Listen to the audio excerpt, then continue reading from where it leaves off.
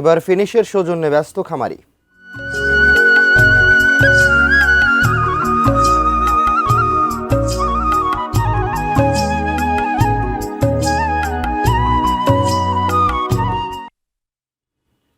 ফেনীর কোরবানির হাটে এবার আকর্ষণের কেন্দ্রবিন্দু বিশাল আকৃতির ষাঁড় মকা। বড় গরুর পাশাপাশি ছোট ও মাঝারি গরু নিয়েও আশায় রয়েছেন খামারিরা। তবে বাজার আর গোখাদ্যের বাড়তি দামে দুশ্চিন্তাও আছে তাদের। ফেনী প্রতিনিধি দিদারুল আলমের পাঠানো প্রতিবেদন। কালো রঙের বিশাল আকৃতির ষাঁড় মকাকে ঘিরে কৌতূহলের শেষ নেই। ছাগলনাইয়ার জাহান এগ্রো ফার্মে প্রায় ২ বছর ধরে বিশেষ যত্নে বড় করা হয়েছে গরুটিকে। ৮ ফুট লম্বা, ৬ ফুট উঁচু আর ওজন প্রায় ৩২ মণ। মকার দাম চাওয়া হচ্ছে ১২ লাখ টাকা। খামারিরা বলছেন ভুট্টা, খৈল, ঘাস, ভুসি ও খনিজ সমৃদ্ধ খাবারের পাশাপাশি নিয়মিত পরিচর্যায় প্রস্তুত করা হয়েছে গরুগুলো।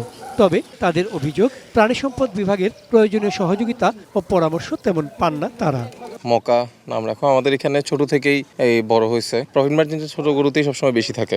আমি বড় গরু পাললাম, একটা গরু আমার চোখের সামনে হেভি ওয়েট হইলো, এইখানে একটা চোখের শান্তি আছে, নিজের একটা স্যাটিসফ্যাকশনের ব্যাপার আছে। পানি সম্পদ অধিদপ্তর থেকে কোনো লোক এখনো পর্যন্ত তারাও আমার চিনে না, আমিও চিনি না। এমন বিভিন্ন খামারে যোগাযোগ করে জানা গেছে তারা এখানে কোনো খোঁজখবর রাখে না।